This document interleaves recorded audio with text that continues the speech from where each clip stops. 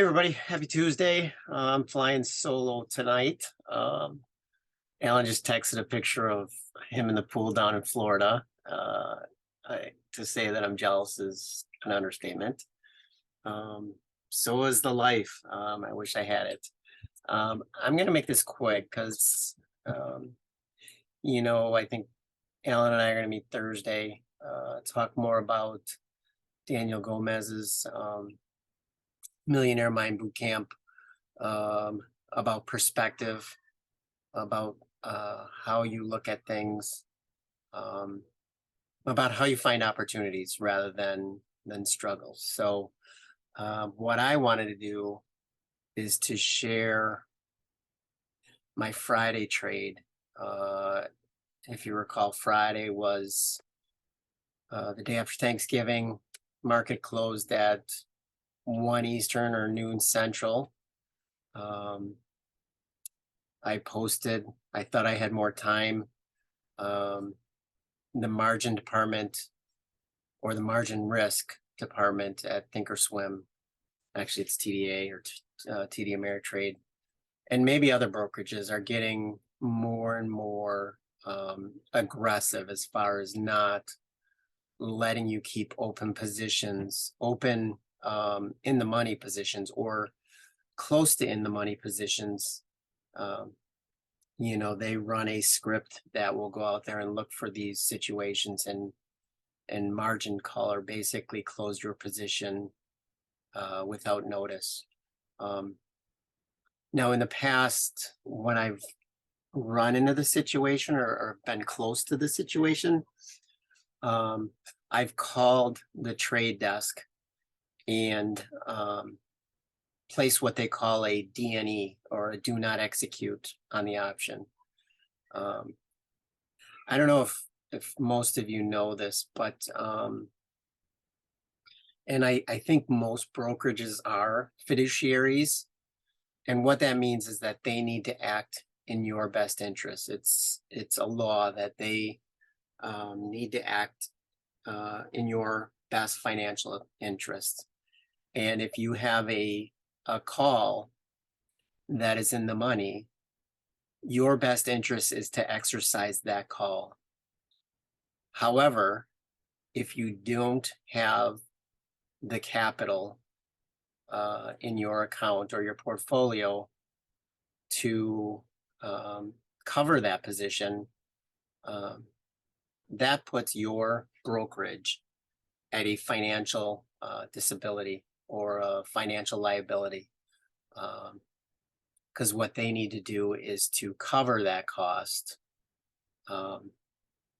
and then basically turn around and sell those shares that you can't support. So that's why they do it. They want to avoid that risk as much as possible. And remember, an option, and it says it right in the name, an option, if you buy an option, you have the option to exercise it. You don't have to, but going back, it's in your financial interest to exercise it. So like I said, in the past, and what I should have done Friday morning is called the trade desk and tell them I'm monitoring it. I will close it, put a do not execute on it, do whatever it takes to not have the margin department exercise it. I don't know if it still works. Like I said, it has in the past. If I had an option that was barely in the money, like 1 or 2 cents, the assignment risk or the assignment costs were more expensive than the actual profit from exercising the option. But like I said, and Alan and I talked the week before as far as Thanksgiving, Friday's Black Friday. Why would you, if you're holding these retailers, why would you hold them risking a Black Friday that did not live up to the hype kind of thing? So there's quite an inherent risk, or there was quite an inherent risk on Friday or over the weekend. So I was expecting that, and I was in Best Buy, expecting Best Buy to drop. So let's go look at it.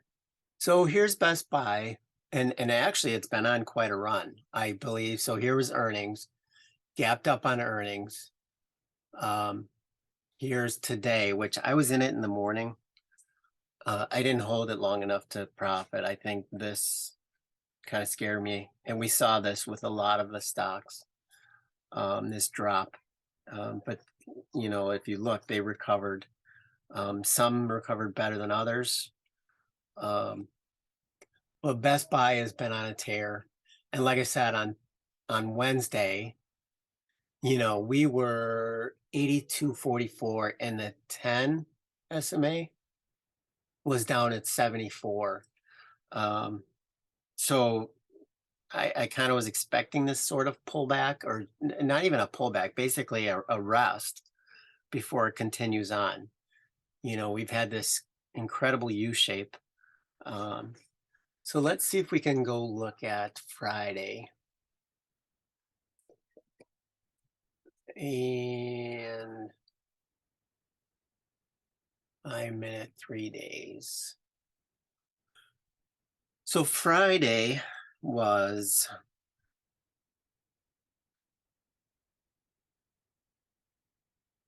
the 25th.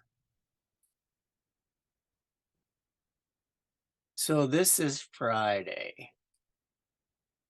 And like I said, I was short the 82, the 82 puts, which 82 is right here. So we dropped below. They went in the money, and then unfortunately went back out of the money. I added, and I was actually quite red. I was about 85% loss when it retraced up here. But like I said, remember, I went into Friday thinking this is going to sell off at the close. And sure enough, 11:15, I think 11:24 is when they exercised my option, which was in this candle. And if you look, had I held it, or had they let me hold it, I think we closed 81.08. I don't know what that number is. Yeah, 81.08. So those options actually went up to, I think I was looking at it, would have looked at a double. But again, like I said, 8:24 or 11:24, I thought they didn't start their script till 30 minutes before the close. I thought I had a little more time. But going towards perspective, it was an education. It was fun to be in. I'm grateful that I wasn't like 80% loss, because that would have been a big loss for me. I ended up, I had 10% loss, I think, maybe 15% loss. So it could have been a lot worse, had this sort of drop not come into play. So I hope that helps.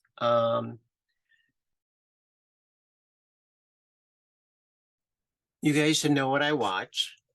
These are the stocks that are currently on my list. Dick's did not have a good day. I think it followed Hibbett Sports, which reported earnings in the morning and sold off. Let's go look at that.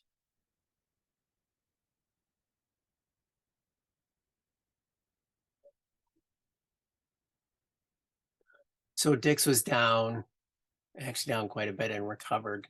Again, this is another one that